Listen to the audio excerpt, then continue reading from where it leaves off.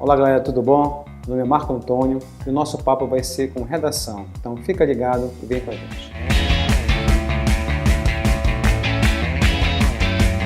Tudo bom com vocês?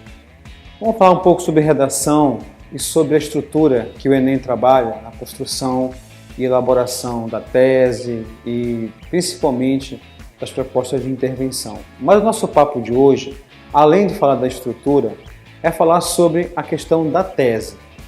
Quando a gente fala de tese na redação do Enem, o que é que mais se observa? É que o aluno tem dificuldade até de explicitar essa tese. Então vamos tirar essa dúvida com você para que você possa fazer uma boa prova, rápida, objetiva e ter uma boa pontuação. Eu peguei aqui, por exemplo, o tema do ano passado, da segunda aplicação, Caminhos para se combater o racismo no Brasil. O que a gente observa aí? A primeira coisa para você elaborar sua boa tese é você identificar qual é o problema que o tema está te dando. E nesse tema, o problema é o racismo. Sabendo que todo tema te dá um problema, o que é que nós temos que pensar? Existem causas e consequências. Então, para você começar a elaborar a sua tese, você tem que ir primeiro na causa, porque é a partir dela que você vai desenvolver todo o seu texto. Bom, e quais são as dicas então? Quando a gente vê o tema racismo, quais são as causas que levam a nossa sociedade ainda a permanecer com essa postura do racismo? A gente pode aqui escolher 5. Uma, a mobilidade de classes sociais, a indústria da moda, a mentalidade social, o preconceito velado e principalmente a questão do fato social, que Durkheim diz que enquanto a pessoa convive em um meio em que ela reproduz essa ideia, ela tende a perpetuar. Quando você elege aí essas 5 situações de causa, quantas você precisa? Exatamente de 2. Por quê? As 2 situações que você vai identificar de causa serão a que você vai colocar exatamente na sua tese. Aqui eu escolhi mobilidade de classes sociais e a indústria da moda. Então qual é o papo? Todo tema ele vai te dar um problema. Todo problema ele tem uma causa e consequência. E a consequência que a gente vai descartar, porque o nosso papo é a causa, porque é na causa que está a tua sustentação de tese. Então, sai a consequência. Olha aí.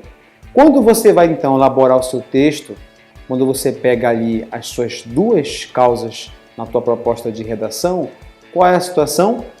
Você vai colocar a tua primeira situação de tese no teu primeiro parágrafo de argumentação e a tua segunda situação de tese no segundo parágrafo de argumentação. Como é que ficaria? Ficaria assim, olha. Dividir em 7 linhas a tua introdução, dividir essas 7 linhas em 3 períodos. No primeiro período você faz aí uma citação ou uma contextualização, utilização até de uma frase, de uma letra de música, claro, relacionada ao tema. Quando você inicia o seu segundo período, ainda no primeiro parágrafo, você coloca aí o quê? Uma relação com o que você citou relacionada ao tema. E fechando, explicitando a tese, você pode colocar um conectivo ou não. Esse conectivo deve ser um conectivo de oposição, aquele que nós conhecemos, tipo, porém, entretanto, contudo, todavia, no entanto. Mas isso não é obrigatório. Você pode colocar um outro conectivo que tem a mesma função. Quando você lembrou que colocou lá 2 situações de tese, você coloca o conectivo ou não e aí faz o quê? Explicita, colocando as 2 situações de tese. Pronto! Esse é o grande segredo. Ou melhor, vamos desmistificar esse mistério sobre a tese. Fazendo isso, quais são os próximos passos? No parágrafo de argumentação, primeiro, você faz a relação com a tua primeira situação de tese que você colocou no teu último período.